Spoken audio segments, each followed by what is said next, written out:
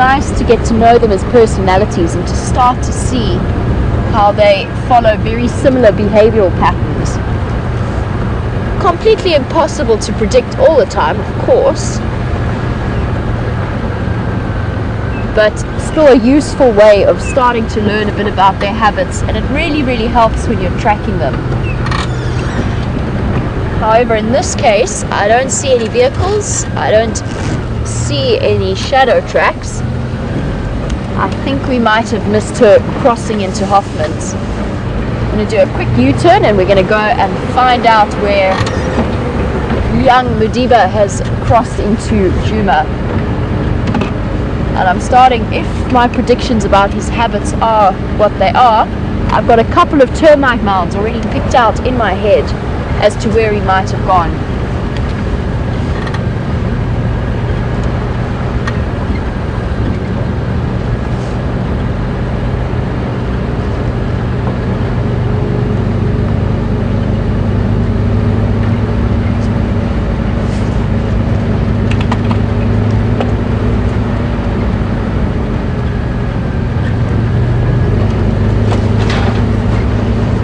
Now, as we're moving through, and I've talked a little bit about the movements of Shadow and her cub Madiba.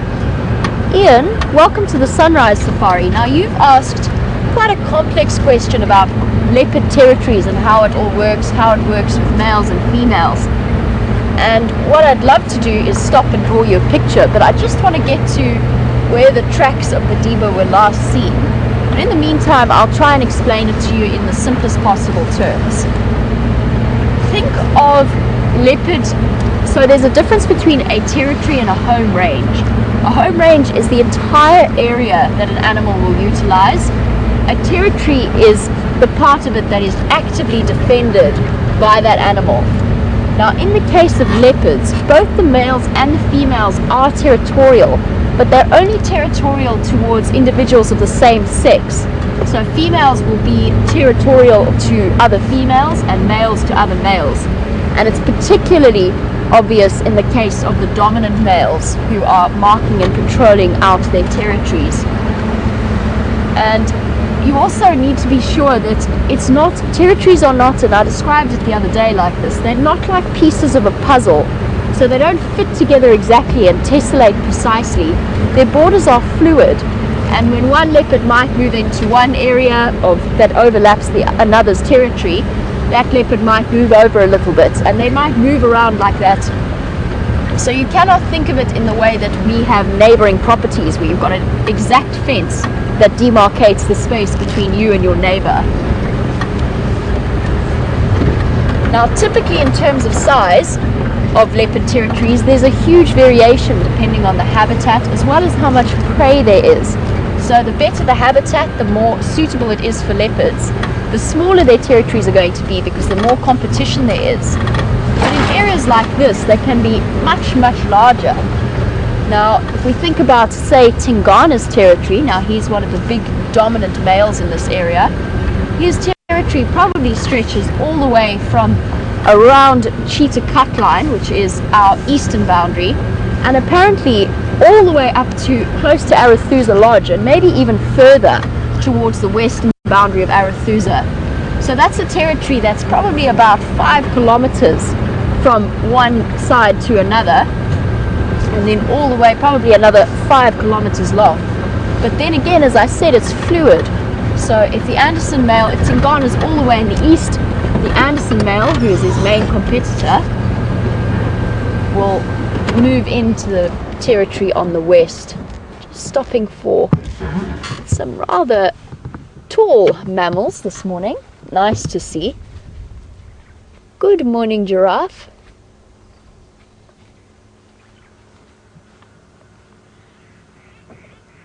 And just while we take a moment to have a look at these ladies, I want to hop on the Game Drive channel and get hold of Scott.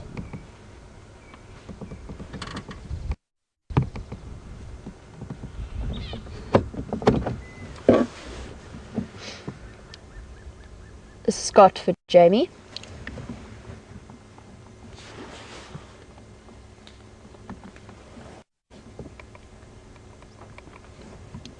Scott, just got an update from the Arathusa guides that Madiba's tracks come across Gowrie Main, come north towards Philemon's Cut Line. I'm heading across that area to follow up. I'm not sure what your position is.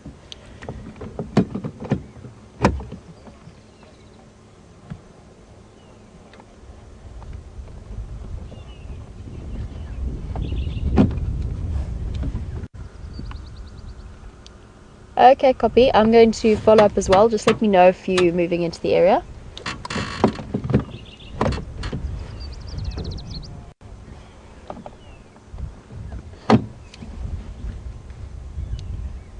Copy. Thank you. Just calling in a little bit of backup. Scott is on his way. Let's see if we can shift around and get a better look at these three, what looks to be three female giraffe. Oh, they are moving into a very thick part of the drainage line. Unfortunately, we might be losing them, but let's try. Let's see if we can get another good look at them. I really enjoy looking at giraffe. They are such different animals and always so peaceful looking. Now, Ian, don't worry, I haven't forgotten your question about leopard territories, and I haven't finished explaining. It's just really nice to see some giraffe. We don't actually always get to see them.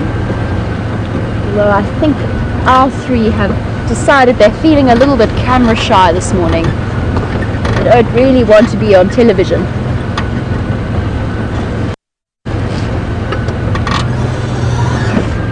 No. They've definitely disappeared off, and we can just show you how incredibly thick it is in here. Amazing how an animal that weighs probably close to a ton or more, in the case of these females, no, probably a bit less for the females, how easily an animal like that, 3 or so meters tall, can disappear off no more than maybe 50 meters away from us. You can see just how thick it is in there. Our giraffe have disappeared, and we're discussing the fascinating dynamics of leopard territories. So while we're doing that, let's go and see if we can find a leopard of our own. I'm always hopeful about chances of finding young Madiba. He has been such an obliging leopard in the past. And last time I saw them, I was very relieved to hear that they were safe and sound. So I was with them close to the safari airstrip. I know that James was with him yesterday afternoon, but 2 days ago on the sunset safari, I was with young Madiba and Shadow on an impala kill, and I got a call from the Arathusa guides to say that the Styx lionesses, it did turn out to be the Styx, I thought it was the Birminghams, but it was the Styx. The Styx lionesses were on their way straight towards where we were sitting with them. We pulled out of the sighting as quickly as possible just to make sure we didn't disadvantage the leopards in any way. I was still very happy to hear that they were safe and sound.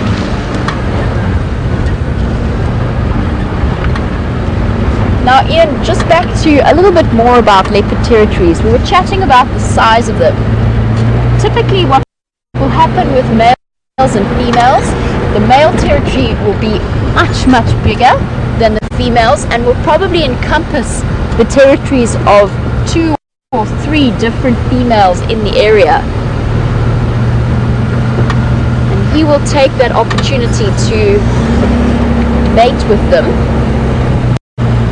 with all of the females in and around his territory, and the females in turn will mate with as many different males as they can within their surrounding area, just to make sure that they can try and fool each male into thinking that they are the father of her cubs, so that they don't try to kill them. And the biggest threat to any leopard cub, in all cases, and this is official studies that have been done, is another male leopard, a strange male leopard that isn't known to that female. And just to update you on where we are, to the right is Hoffman's, which is where Shadow was, and to the left is Djuma, which is where they saw the tracks of Madiba coming in. Just making sure I don't miss exactly where they went into this block here.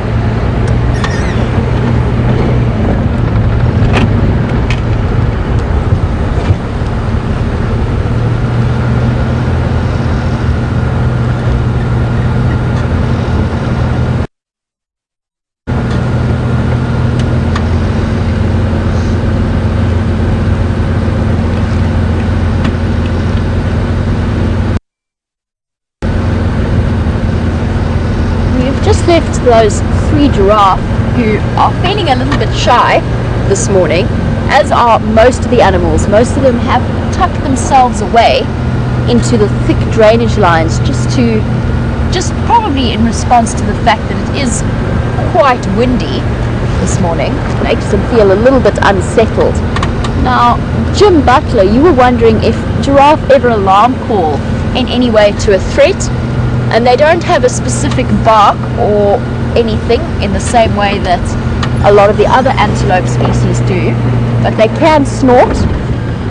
But typically, the best indication that giraffe have seen something is they stop and they stare. So a very different approach.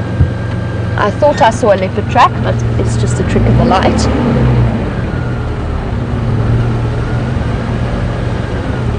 So instead of alarm calling, a lot of the time giraffe will all stand in a group together and stare very intently at the threat that they've seen. And quite often, I've followed staring giraffe and found something like a lion or a leopard. And you just learn to read that body language. There's something in the intensity of their stare and the way that they're looking.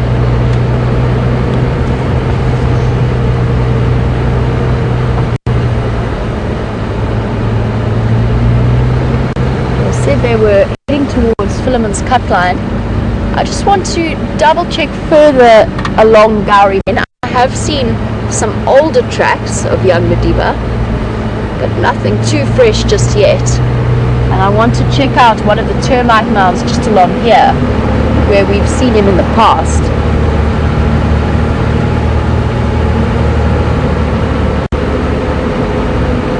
Now, many of the regular viewers will know that Madiba of termite mounds, they're a great way of adding a little bit of extra height and allowing him to see that a little bit further and keep his eye out for any potential threats. However, it is a cold, windy morning, so it could be that he's tucked away somewhere trying to shelter from the wind in the drainage line.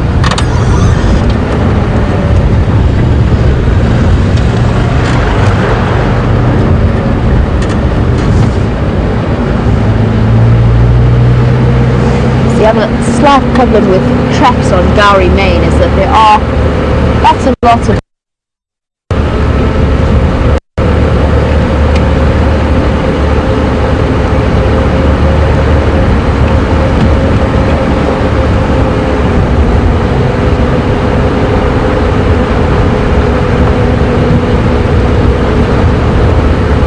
Now, I could be wrong. It's always a possibility. Obviously, it's very difficult to put any predictions out there. But my guess is that young Madiba is going to be tucked away in a drainage line, sheltered from the wind and the cold, and hiding away now that his mom has left him and moved into Hoffman's. That means that I'm going to need a little bit of time out on foot to go tracking him, which is definitely a thrilling prospect. I love having a look at seeing Madiba on foot. He really is a special leopard. And while I do that, we are going to cut across to Brent and see what he's been up to, and I'll be back with you a little bit later, hopefully with young Madiba to show you.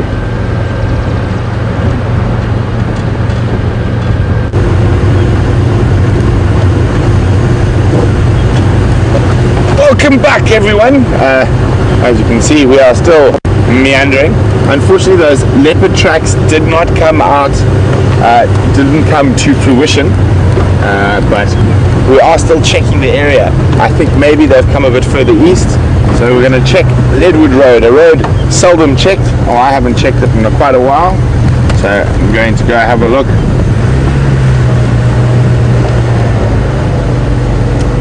Around here, it doesn't look like anyone's been driving on here for a while.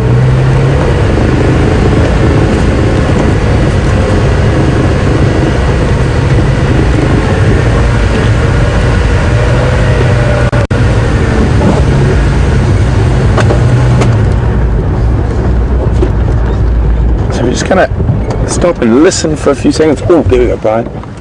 Citrus swallowtail, one of the big butterfly species we get here. Maybe if I move forward a little bit. Oh, roll.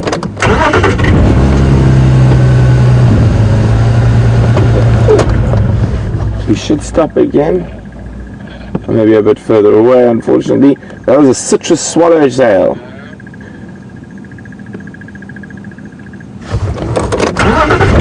Let's see if we can get one last view of it.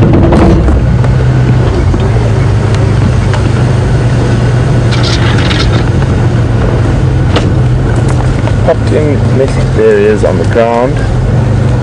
Got him, Brian? Yep. Oh, Murphy's Law. Took off as we stopped. Okay.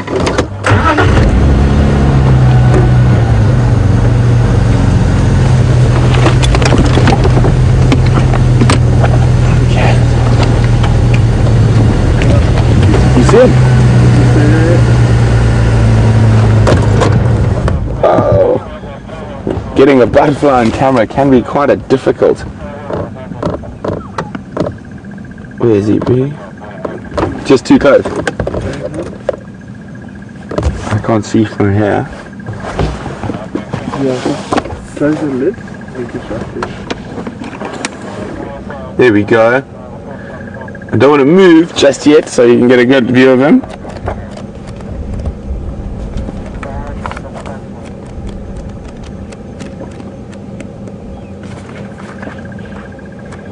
So one of the bigger butterfly species we see regularly as the wet season comes.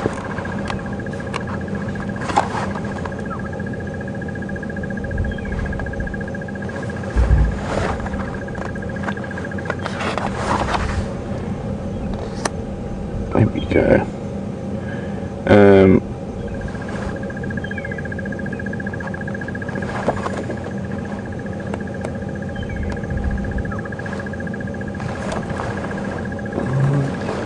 Not feeding at the moment, probably quite a new hatchling. I'm just going to try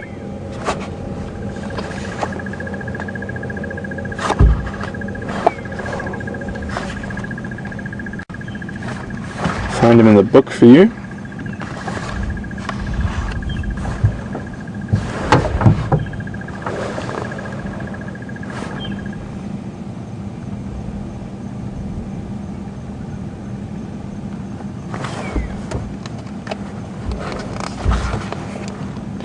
So I'm going to try and move the vehicle. Has he flown yet, Brian? No, it's Just a tiny bit so we can get a proper view of him. So when? Here we go. Citrus swallowtail, also known sometimes as a Christmas butterfly or an orange dog during its larval phase.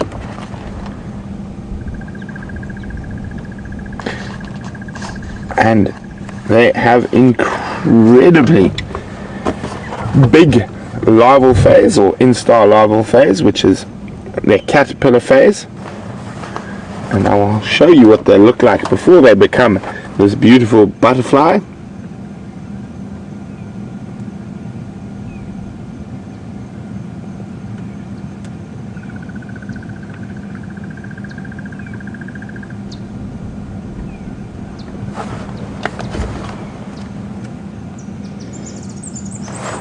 So its name, citrus swallowtail, it is part of the swallow-tailed family. And if we have a look, there we go, you can see that's them there. Princeps Demodocus, Demodocus. So that's the upper side, and then that's if they coming out. There's a newly emerged one coming out of its pupa. There's what the pupa looks like. And what's really impressive, I think, is the larval stage. You see this caterpillar, and you can even see it's got fake eyes on the back, and that red to sort of pretend it's dangerous, even though it's not. But one of the biggest predators of the larval phase of a lot of butterflies, here we go, this one here, and you can see there's pupa attached to the back, and those will be eggs laid by a parasitic wasp. So they'll hatch from there and go straight into the larva of this butterfly and feed off them. So that is one of the biggest predators of the pupa, of the larva, sorry. So quite an interesting one, and the reason they get that name citrus swallowtail is that their host plant species are generally quite citrusy, even so wild mangoes and that, and even the cultivated citrus, lemons, oranges, mangoes, that is their preferred host species. So very, very interesting. So really nice. First real good butterfly season, sighting of the season. So we're going to carry on, see what else we can find on Leadwood now. Still there?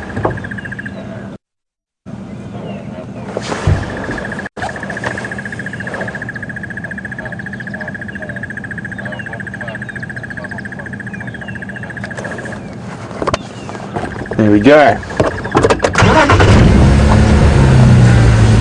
So really nice to actually get a butterfly. Not something we get on camera too often, so well done, Brian.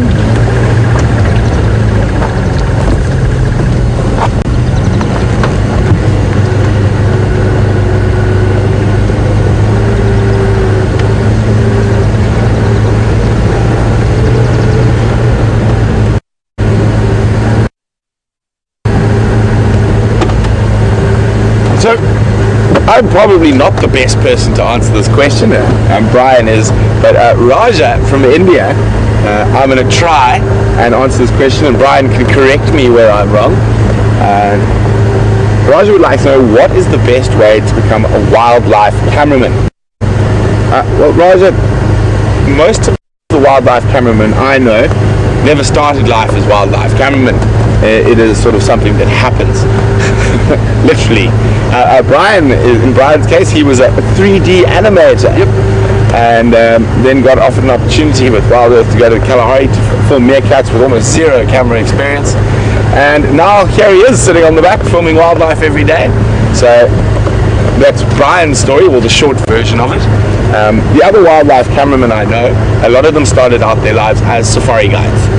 And you do tend to get to a stage after guiding for many years that the next guest that gets on the back of your vehicle you dislike immensely, even though they might be the nicest person in the world. So you look for another avenue to still stay in the bush and with wildlife, but without having to work in one of those luxury lodges and do all that type of stuff. So I think a lot of them start out as guides. You will find very few formally trained cameramen in the wildlife film industry. There's a lot of reasons for this.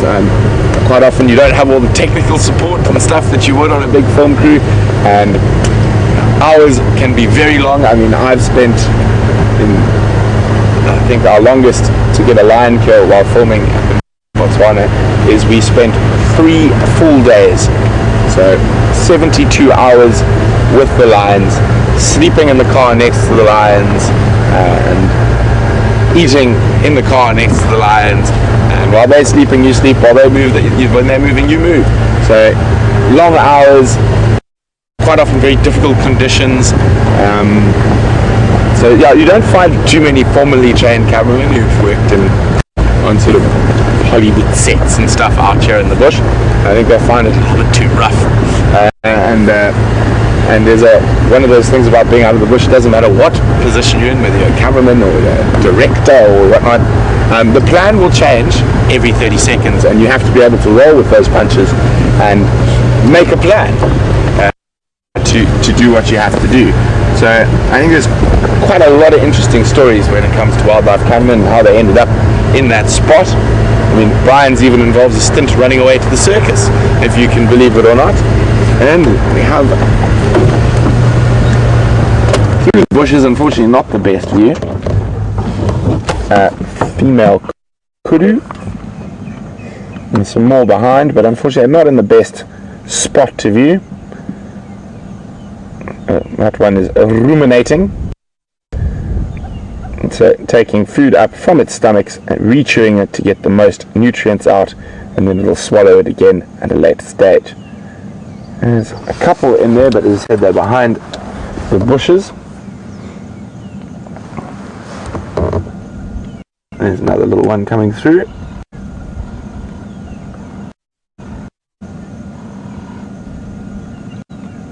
There you go. You just actually saw her swallow that bolus. Oh no, the next one came up. So she actually swallowed one and brought up another. And you can see that fat in her cheeks there. And that's the vegetable matter she's bringing up from her stomach and re-chewing to get the maximum amount of nutrients out of it.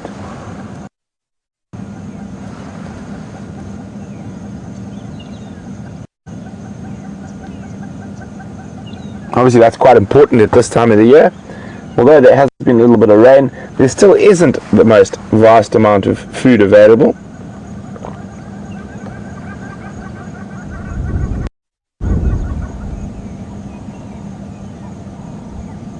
There you go. Boop. Swallow. And will she bring up another one? There we go. Well, that's quite nice to watch. That kudu's breakfast might have been chewed up to 3 times already. With calling and whatnot, actually chasing and being chased by the Matimba male lions. That happened right here in this area. A bit quieter this morning, but nonetheless, hopefully we do bump into something.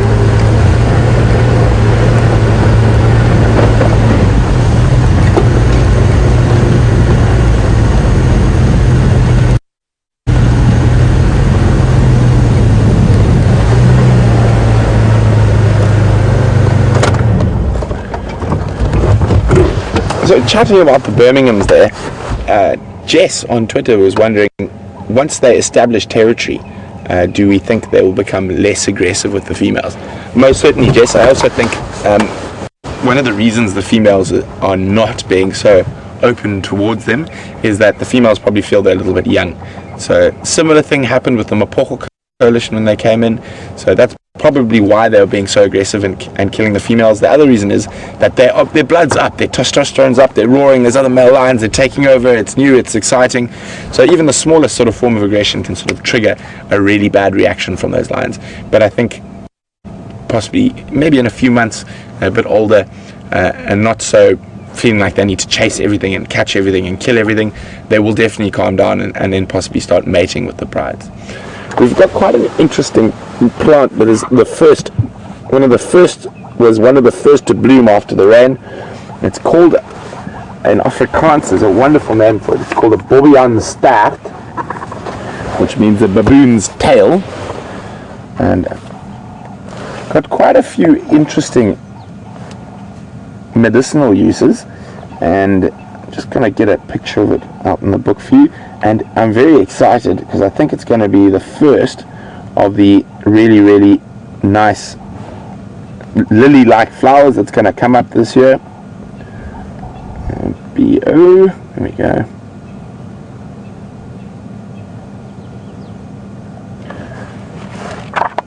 And they do have very, very pretty flowers.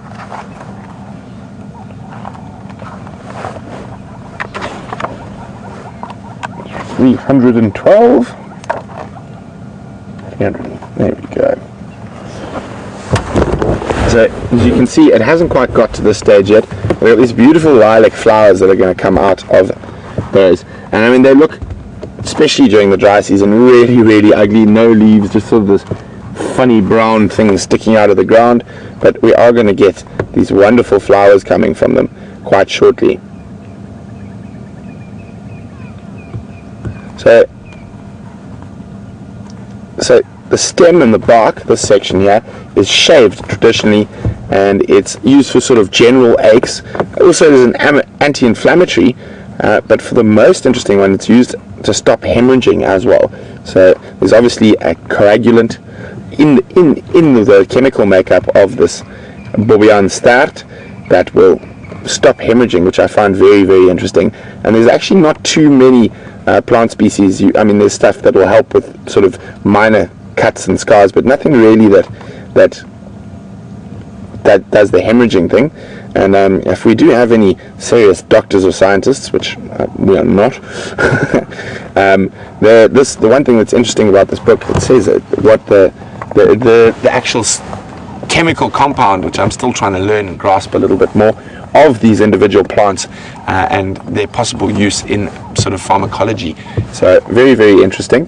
So this has diacylglycides, and that's what apparently stops the hemorrhaging, as well as, oh, see, I can't even say some of these. So apart from diacylglycides, I presume two C's. So guys, we're going to cross across to Jamie very quickly. She's got something far more interesting than me waffling on about pharmacology.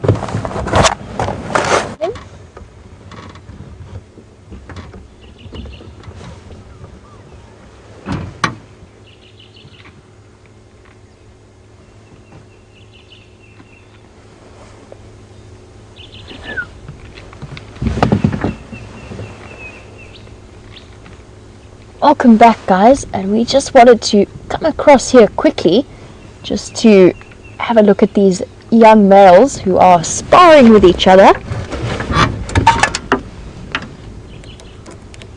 And this isn't too serious, it's not the rutting time, so it's not a serious fight. They've just been playing, practice fighting, and these two are probably about somewhere in the region of 3 years old. Their horns are not quite fully developed, but they're honing their skills that they're going to need for next year's mating season. And they've stopped to look behind us, and that is because Scott and James have arrived to help us with our tracking mission for young Madiba.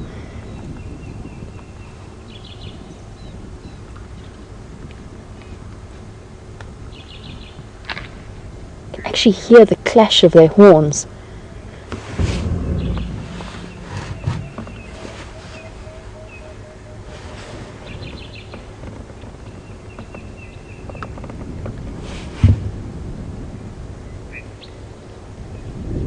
You can tell it's not too serious. They keep getting distracted every now and again, stopping to eat.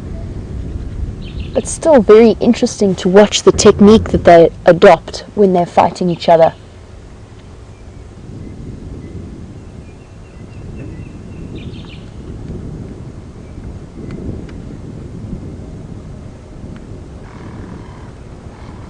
Now, it's not uncommon during the really serious mating season towards the end of May and the beginning of June for impalas to even break off their horns when they are clashing with other males in this way.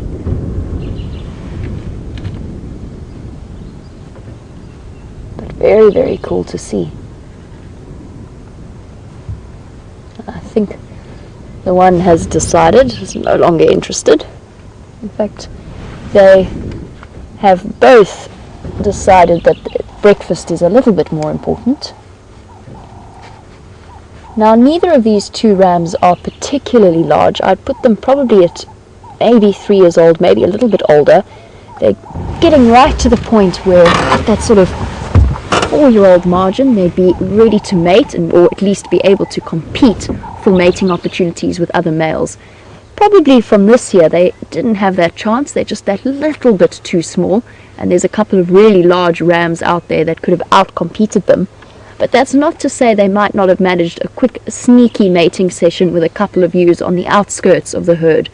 So what you'll often find in the rutting season is a group of females being very carefully shepherded and guarded by one large ram, but every now and again one of them moves off to the side and there's a couple of young males who will be on the outskirts, and they might just take that quick opportunity to mate and impregnate one of the females.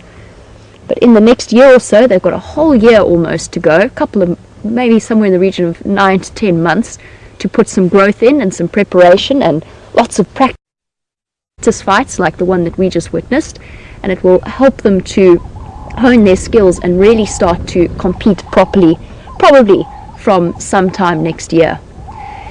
Now, I'm just looking back to see where Scott has disappeared off to.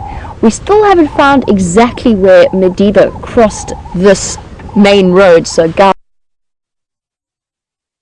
Main. It was a report that I got from one of the Arathusa guides. They said to me that the tracks were going towards Philemon's Cup line. Now, we are almost right at that junction there, and I'm going to keep heading in that direction, see if maybe they pop out onto the road somewhere there.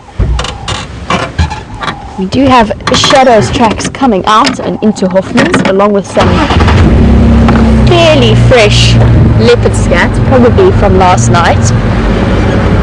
And if you are a new viewer and you're wondering how this whole situation works, essentially what female leopards will do is they will find a nice safe place for their cubs to hide, and the younger the cub, the more sort of deep and tangled and safe the hiding place will be, and they'll hide their babies there, go off and kill something, go off to hunt, and then they'll hide the kill either in a tree or, usually in the case of Shadow, on the ground under a quarry bush, and then they'll go back and they will fetch their cubs and bring them across to a kill.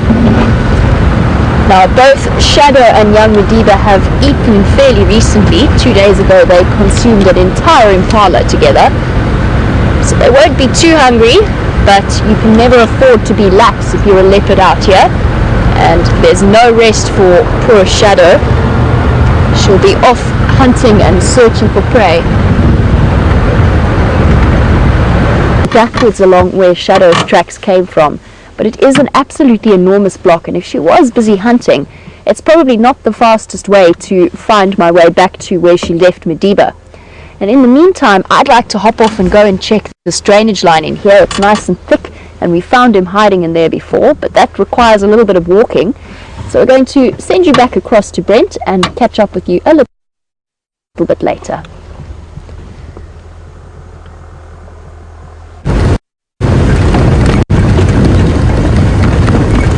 Welcome back, everyone. It seems like those impala missed the message that mating season was over. There's no need to lock horns, and possibly just a bit of practice for next year. So we're on the end of Leadwood Road now. Unfortunately, no tracks, no animals apart from those very cold-looking kudu and that very nice but non-mobile baboon's tail or bobbejaan's start. So we're going to head a bit further to the west towards Treehouse Waterhole. So guys, we're about to go through a dip. We might have a bit of signal breakup here, but we'll be back with you on the other side if it does happen.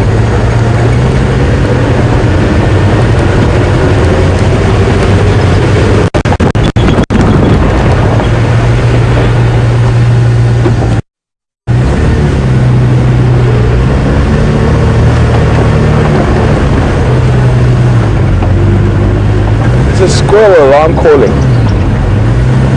Just trying to see where he's looking, or see where he is.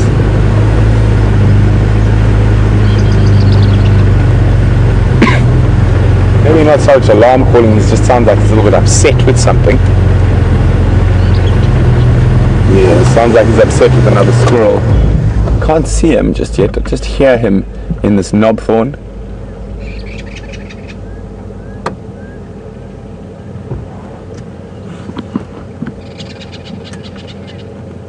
So not a classic squirrel alarm call, more of a sort of grumpy squirrel noise.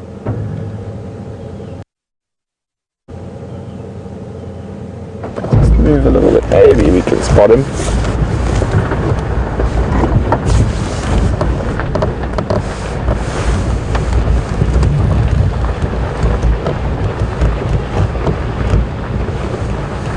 There he is. Hello, grumpy squirrel. Bye, a grumpy squirrel.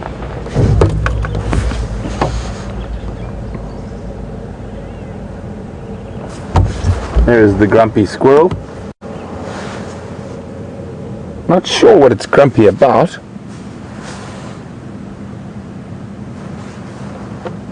Maybe he's even grumpy at us coming past. decided to keep quiet now.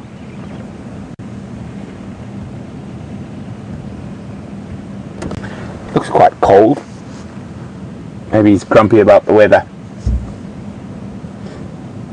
So, like the European and American squirrels, they will store caches of things like marula nuts, but not nearly to the same degree as the other squirrel species, who will store much bigger larders than these little guys.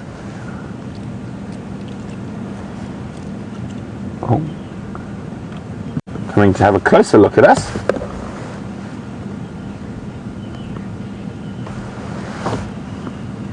Oh, he's coming much closer to us. Oh, preening his tail.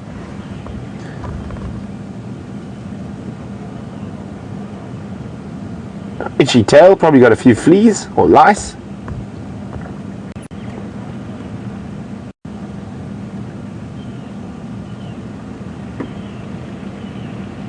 Well, for a grumpy squirrel, he's a very, very photogenic squirrel.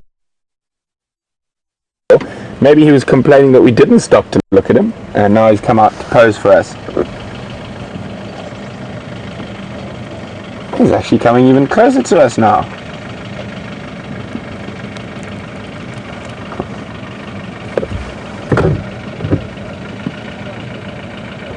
So he's no less than about 3-4 feet from us now.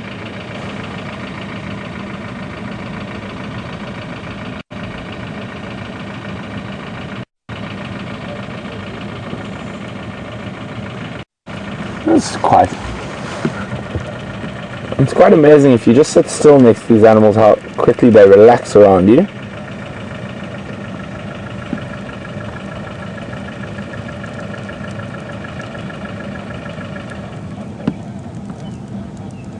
And he's now eyeing out Brian.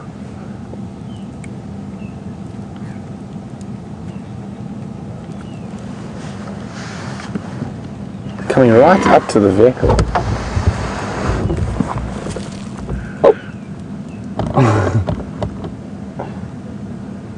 He's still sitting there. Tail's fluffed up, the body's fluffed up.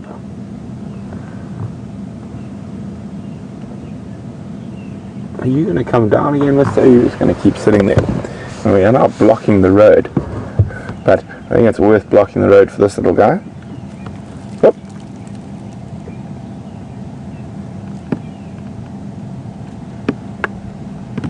Heading off, looks like he's going to try to cross the road behind us.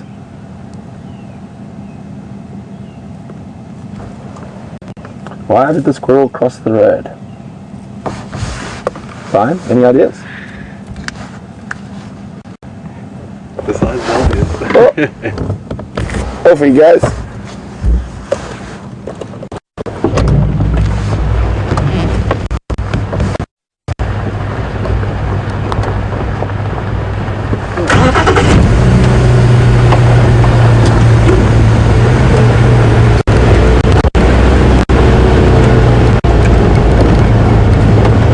Morning.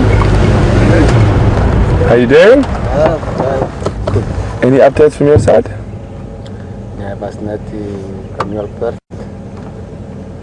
For the rest that I get have yet show more work. Well, so guys, just so you know, we look at everything. Butterflies, squirrels, plants, trees, flowers. Well, enjoy your drive, guys. Cheers. Sorry about that, guys. Just the morning meeting of one of the other game drive vehicles, and we're on our way yet again. And for those of you who don't understand Afrikaans, what the guide said to me, he says, "I didn't know you guys were so crazy about eekhoorntjies." Any of you from Holland or the Netherlands might have understood that. Didn't know you guys were so crazy about squirrels. Obviously we're crazy about everything out here, and that's one of the reasons we do what we do and we live out here in this incredible part of the world.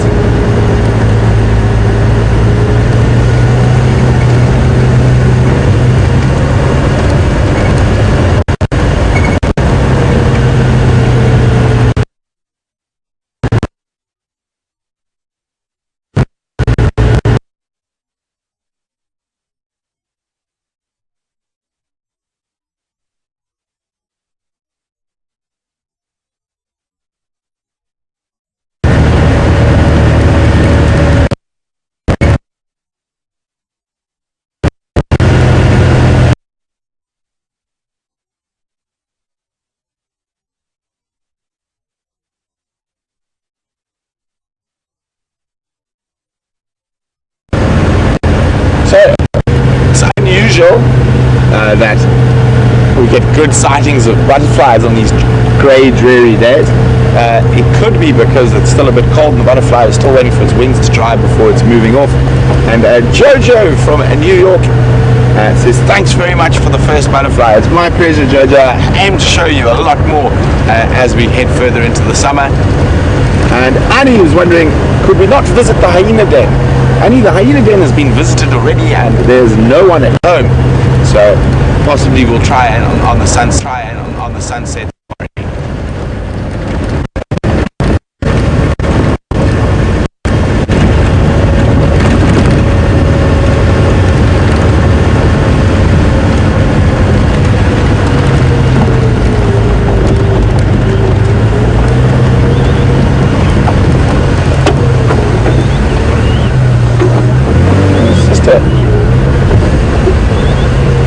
So listen for a second. I think I heard something.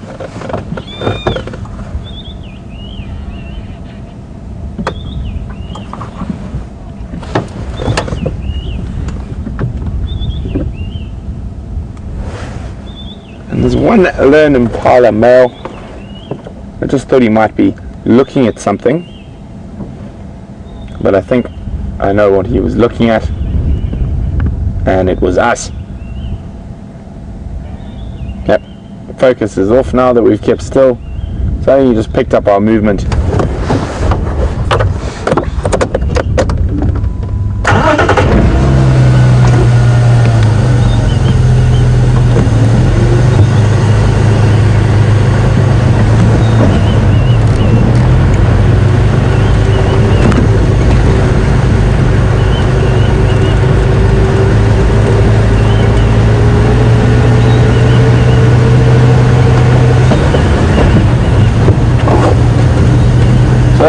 It's possible on these hard roads that we missed some of those male leopard tracks from earlier.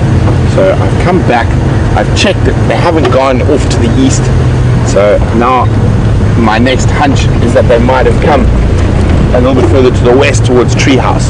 So we're going to go have a look. Wow, that was a very interesting, strange looking thing there.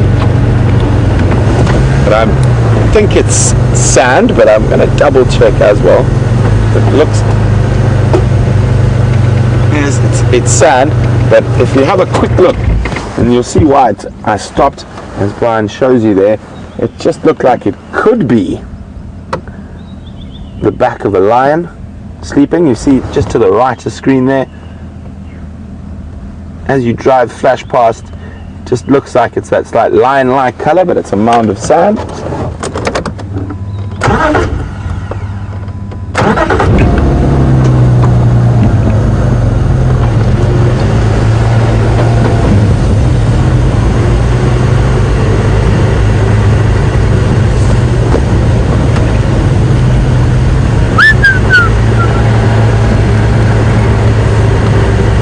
Chadra calling in the distance, unfortunately quite far from the road. I'm not sure if we can pick it up with this wind that's starting to pick up.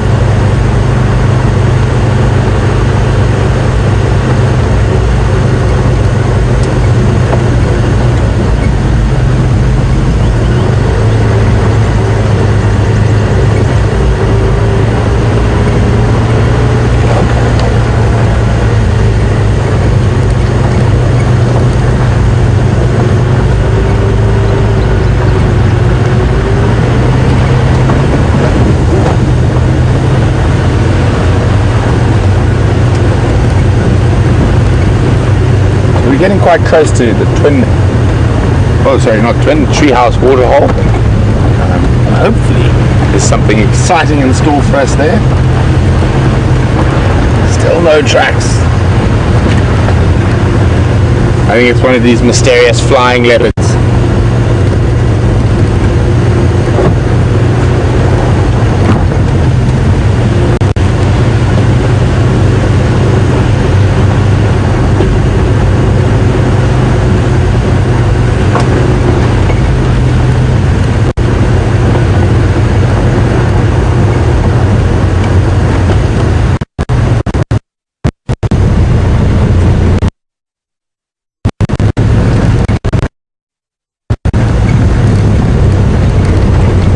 We've just passed that mound of sand that had a very lion-like feel to it, and Safari Haze was wondering, does that count as a lion sighting?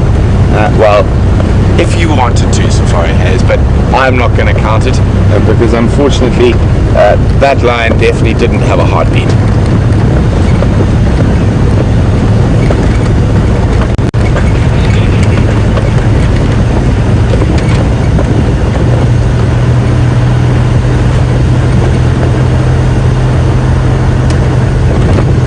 Come on, kitty cats, or wildebeest, or zebra, or anything. Where are you?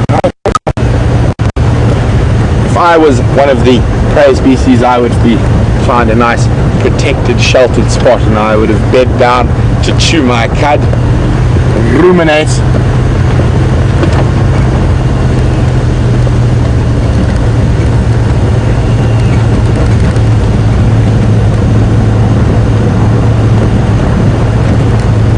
We're nearly at the treehouse waterhole.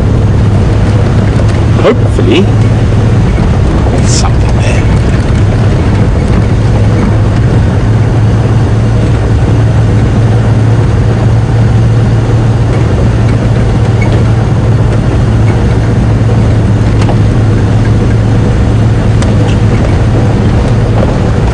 I'm afraid there is nothing. So we're going to continue on.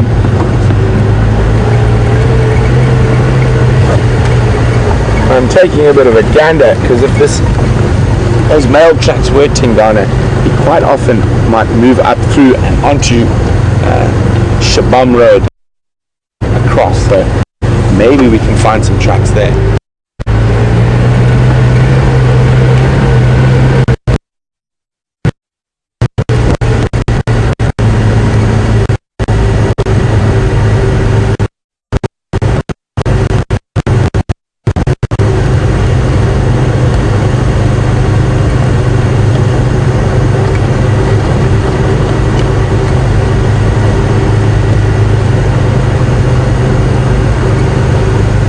Here we got some Impala rams. Yeah, get a better view of them from around the termite mound, so we'll scoot around. Hello boys.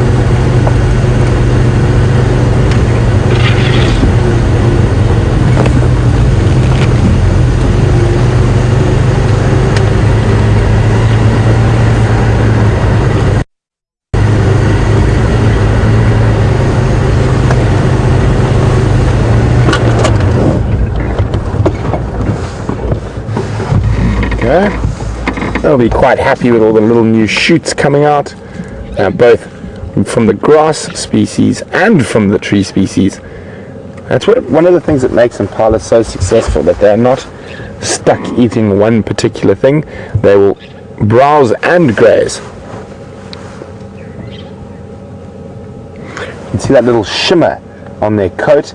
That's a little nerve reaction to try keep flies off them, and you'll see quite a few different animals doing that.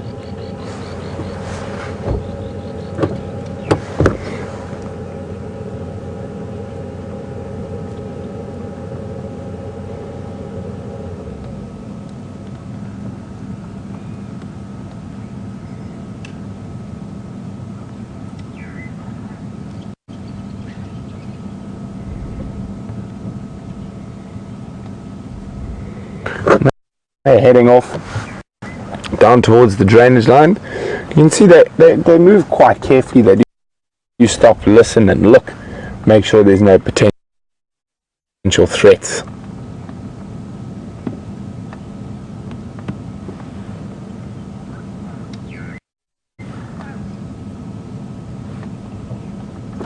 Ooh, looks like there's a hole. What's going on over there? Let's just move. There's a little bird argument by the looks of things happening in that jackal territory, so I'm just going to move to where we can possibly get a view.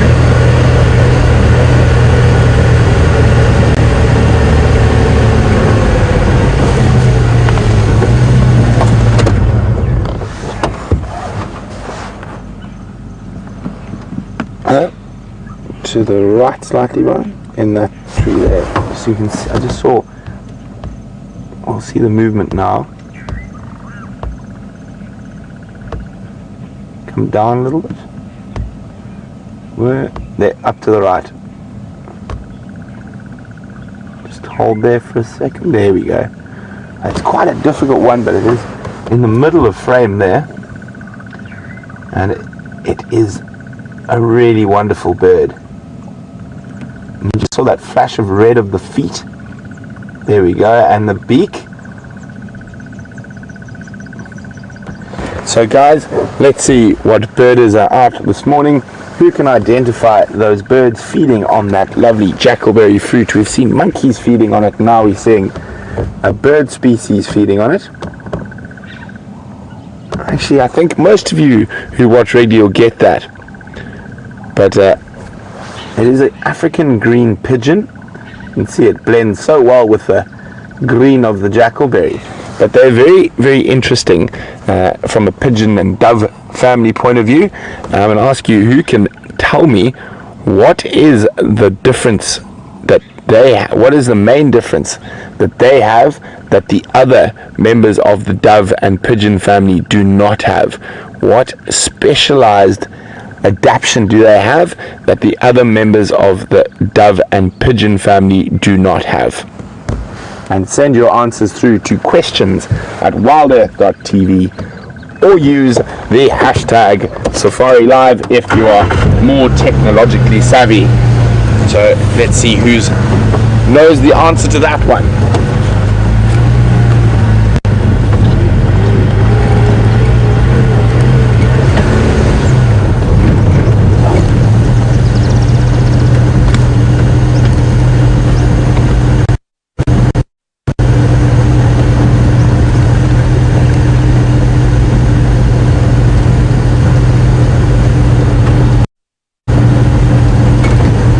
We're on search for big cats this morning. Lily B's noted that we haven't seen cheetah in quite a long time, and Lily's wondering, where did they go? Lily, if only I knew, we would find them. No, I'm only playing.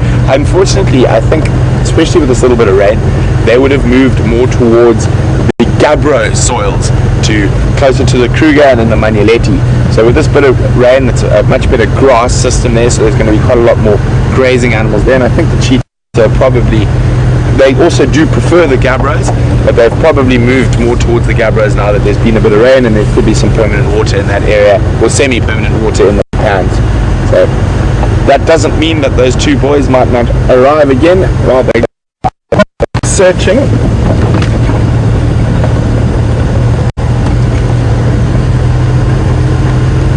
So while we continue to search in this area, we're going to cross across to Jamie, who has got one of the uglier animals we get out here, often said only with a face only a mother could love.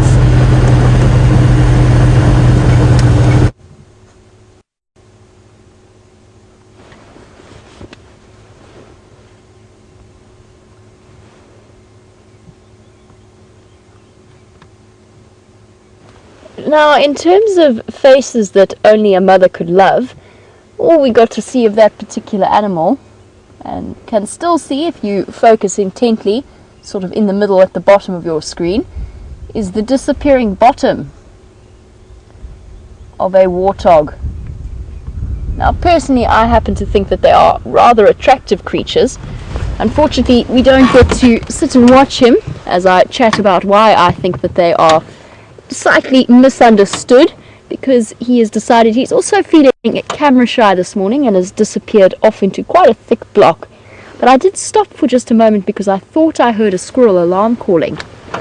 Now, while you've been with Brent, Scott, James and myself have been scouring the area to try and work out exactly where it was that the Arethusa guides saw these tracks of young Madiba crossing into Vuyatela. And at the moment, we haven't had much success, but there's one slight difference in that there is a very large tractor dragging a very large tyre along the road, which, whilst it does make the driving experience much more pleasant, does serve to slightly obliterate any tracks that might be around. So what we're doing at the moment is Scott and James have gone off that way along Rebecca's and then to Philemon's cut line. I've taken Shabam. So basically what we're doing is doing a loop of this entire block. Scott's walked all the way through here. Still no sign of young Madiba, just the tracks of Shadow crossing out. But he is in here somewhere because she didn't cross out with him, and the guides did tell me that they saw tracks coming in here. Now the next point of attack is to head through to Treehouse Dam and see if we can pick up his tracks there. But in the meantime, while we are driving along this road and searching for his tracks, let's go back one moment.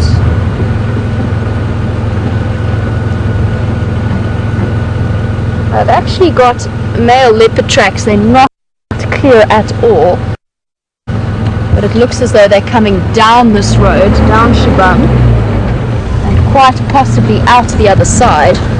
I didn't see them crossing Gowrie Main when I came in. Just trying to work out exactly where they came from. They came from around here. Oh, this is getting more and more mysterious. Sometimes it seems to me that the leopards in this place grow wings and fly across roads, or quite possibly I sometimes think they walk backwards just to confuse matters. Now just as we head across to check Treehouse Dam, I just want to make sure I can see this block nice and clearly. If he is hiding away in here somewhere, I'm going to tell you a little bit of a story. And we're going to set the scene. Now picture both Lou and Tara deep in concentration, in final control, concentrating on managing both Brent and myself, which, as you can imagine, is a full-time job. And they're concentrating, Lou and Nikki in final control. That's what my head said to me. I don't know why that other word came out of my mouth, but it's Lou and Nikki in final control, and they concentrating on radios and coordinating the whole show, and Lou is very deep in concentration in directing us. And all of a sudden there are screams exploding from the corner as Nikki stands up and starts throwing things at a vervet monkey who has decided that a place full of rather delicate electronic equipment is the place to be. And I can just imagine, I sort of wish we had been there, parked outside final control with Jigger's camera pointing inwards, so that we could have seen the scene of chaos as a monkey terrorized poor Lou and Nikki. They did manage to get it out. The monkey was completely unscathed, but it is in offices sometimes there are still wild animals about, looking to cause and wreak havoc.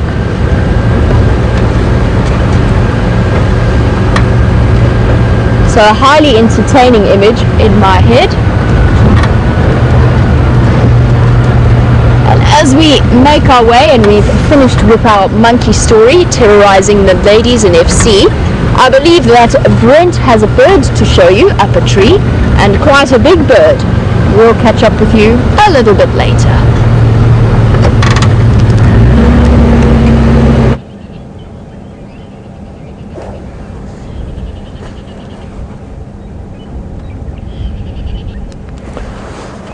Welcome back, everyone. And very interestingly, I was asked very recently about marabou storks, and we don't see them that often here on Djuma and Arathusa, but we have found one perched atop a marula tree, often called the old man of the bush.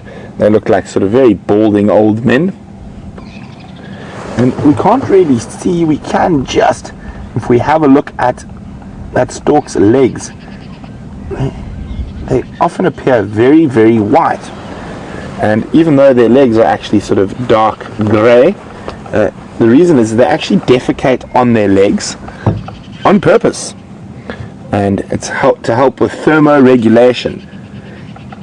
You can hear the squirrels are unhappy. I'm not sure whether it's because of the stork itself. There were 3.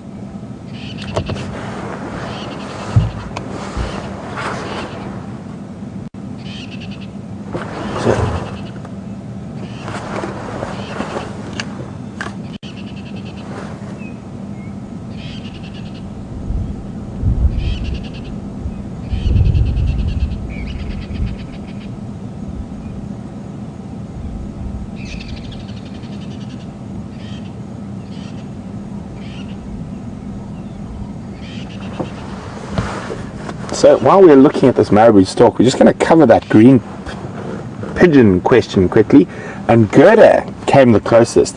She said maybe the main difference is that they can hang upside down to feed like parrots. And that is correct, and that is because of their foot structure. And they have what you call zygodactyl feet. So they have the same type of feet as parrots. So they have 2 toes facing forwards and 2 toes facing back, which gives them a lot of agility in the trees, whereas the rest of the pigeons and the dove species have 3 facing forward, 1 facing back. So they're unable to feed like the green pigeon. The green pigeon is almost a parrot crosser pigeon, especially they've got that wonderful coloring as well as those zygodactyl feet. Okay, we're going to try and sneak a little bit closer again.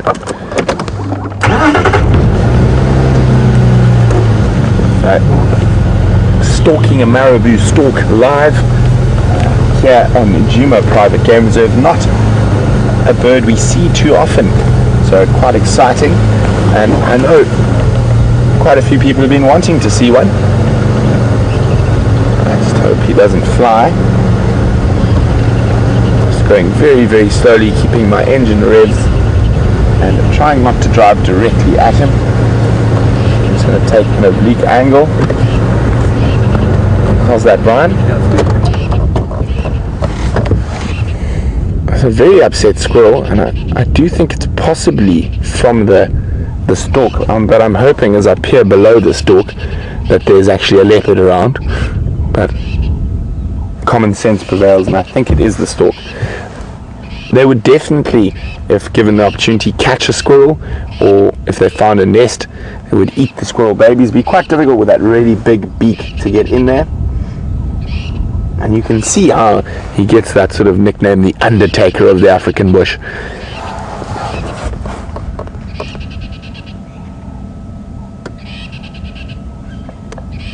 Incredibly large bird.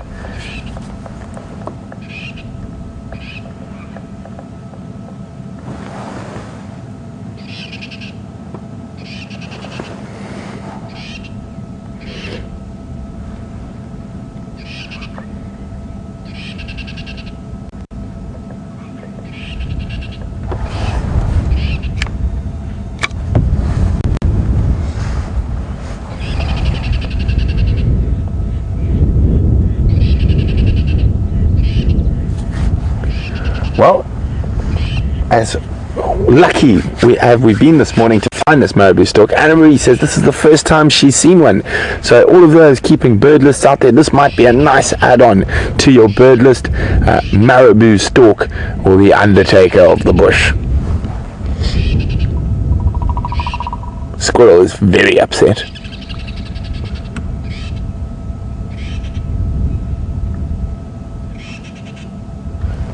We're going to move around a little bit again. I just want to have a look where that squirrel is looking to make sure that he's alarming at the stalk and not possibly something else.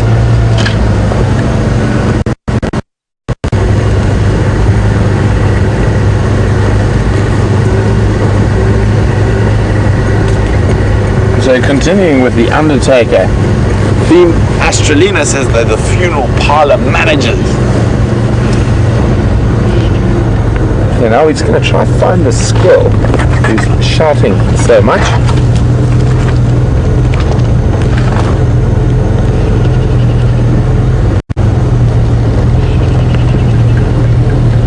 Keeping my eye out for a leopard possibly. Oh, we just jumped seats. I'm just going to try and not disturb him. Keep moving away at an oblique angle.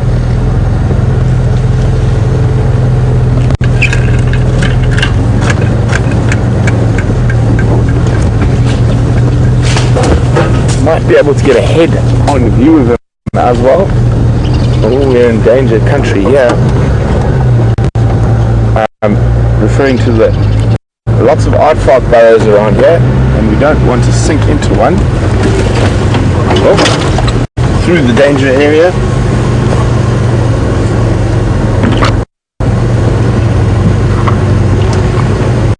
Come on, marabou stork, find us a leopard.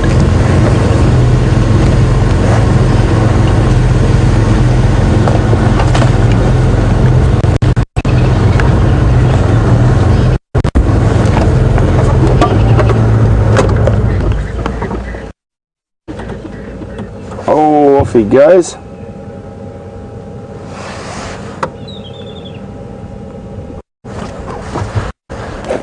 And he's very close to the treehouse waterhole, so he could be here to take advantage of the catfish in there as it dries up. And off he went. Squirrels kept quiet, so that sort of leads me to believe he landed. Yeah, I landed there. That leads me to believe that the squirrel was alarm calling at that marabou stalk. And very tall birds, 150 centimeters in length,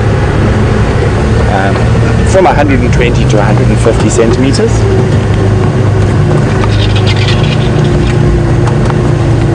But a nice one. I hope those of you who didn't have it on their bird list have added it on. There you can see that area that I was quite worried about while we were driving. You can see all those sandy patches there that denote aardvark excavations.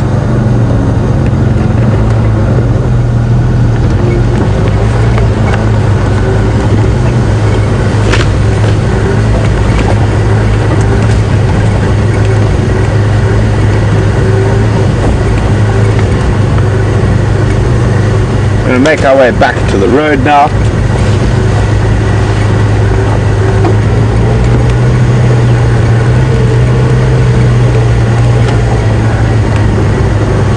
Still hasn't really warmed up. Brian's even got a blankie on, and I haven't removed one layer yet this sunrise safari.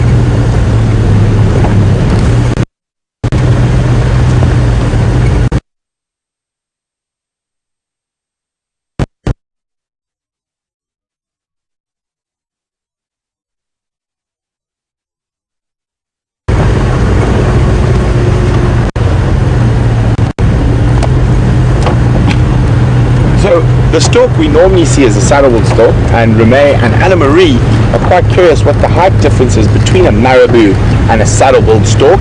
And the saddlewood stalk's 145 centimeters tall, so a big marabou stalk would be 5 centimeters taller than a marabou stalk. I mean, then a marabou would be 5 centimeters taller than a saddlewood stalk, a big marabou. So yeah, there's another vehicle on the way, and we've got another view of the stalk, so just going to have a quick chat and you guys can have a look at the stalk again.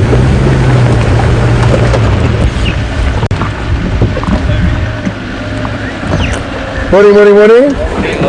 How's it, Abs? Champion for? Yeah, Lortum fit. Very quiet morning. Yes, Abs. Marabou stalk, this is our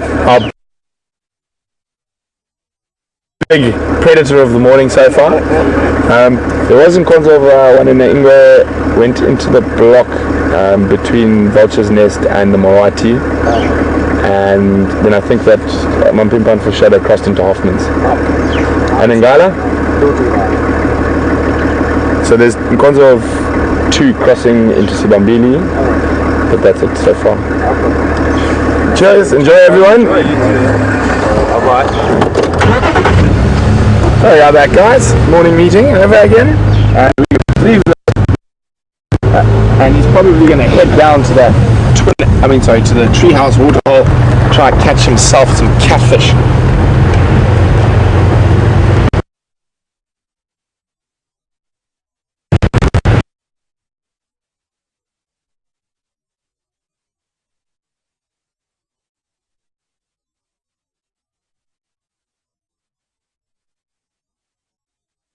Getting towards the end of the sunrise safari.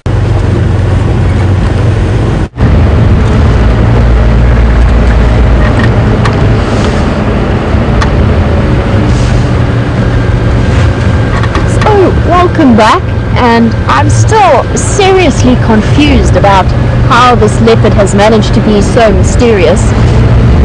And of course he is making us work for this particular sighting. I still cannot work out exactly where it is that the Arathusa guides saw him crossing into Wiyatela.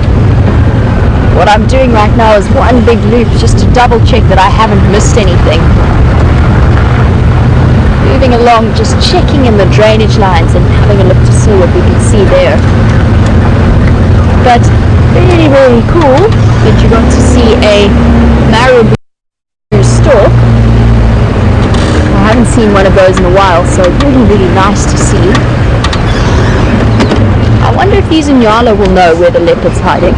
I bet you they do, but they're keeping their secrets. And also proving to be quite camera shy as well, disappearing off into the drainage line. Obviously not wanting to tell me where they've seen the leopards. Now, we will be back in this area again this afternoon for the sunset safari. We're all very, very interested to see where Madiba has vanished off to. We know where Shadow is. She's disappeared off into Hoffman's, just south of our boundary. And it would be great to get to see where Madiba's decided to hide himself, especially since Brent was on those really, really fresh male leopard tracks, also quite close to the area that we're in now. I'm just wondering if maybe there was some interaction there last night that we didn't know about. But that will be my plan for the sunset safari. Hopefully the weather will clear up a bit, and the wind seems to have dropped, so my fingers are crossed that everything will be a little bit more relaxed. So a big thank you for Gendre and myself, to everyone out there, and to Nikki and to Lou in FC, and Eugene for his technical genius. I will see you all tomorrow, this afternoon, sorry, for the sunset safari.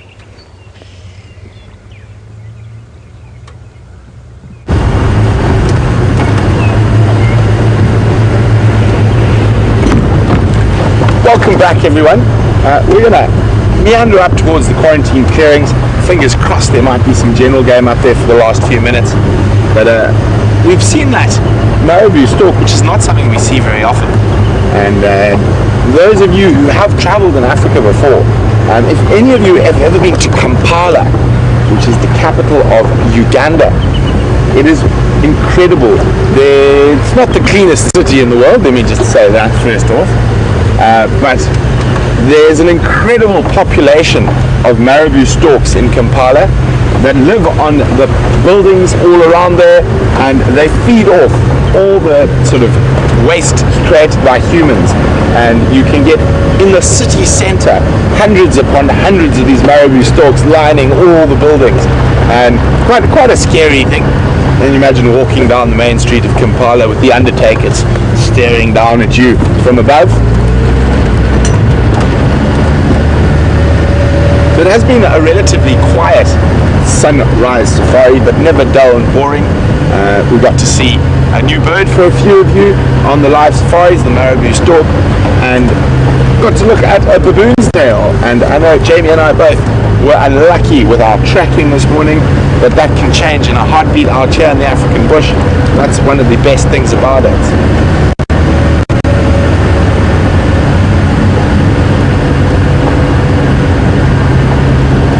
So Gerda, whose first marabou stork was on this live safari, says they always look old to her and she would love to see a young one. Well, Gerda, unfortunately a young one is possibly one of the ugliest babies of any animal out there. They look very much like the adults except without the pink red. They've got a very dark black face, and they are quite ugly, just like the adults. I would suggest, if you want to see a picture of a young one, if you look online, you should be able to find one. And the place I've seen the most is at the Gadigwe Heronry in the Okavango Delta. It's in Oxbow Lake, where you have marabous, yellow-billed storks, herons, open-billed storks, all nesting in the same set of Zyzigium trees, which is a waterberry. So it's an aquatic tree that grows in the delta, and it creates a nice safe environment for them to nest in. Now we've made it up onto quarantine, and quarantine is as quiet as the rest of Djuma, it seems, this morning. We do have some nice termite mounds out to the left, one grey go-away bird taking off into the distance. But as we've got some guinea fowl. Yay! So as we roll on towards the end of this sunrise safari, it's been absolutely fantastic having you out with us, and thank you very much for your questions and comments. We really do appreciate them. And thanks to the team in Final Control, and to Brian on the back there, and the thumb. And for the last couple of minutes, we're just going to sit and listen. We've got a crested barbet calling near us, and we've got a nice little group of helmeted guinea fowl feeding across away from us. And hopefully the sunset safari will provide a few more mammals, but the best thing about being out in the bush is that you never know what you're going to find, whether it be a marabou stork, a wild dog, or a leopard. It's always great to be out there, and there's always fantastic stuff to look at, and I just can't wait for that first set of wildflowers to pop out. So from us, all of us out here at Wild Earth, have a fantastic day or morning or night, wherever you might be in the world, and we're going to send you over to the guinea fowl for the last few seconds.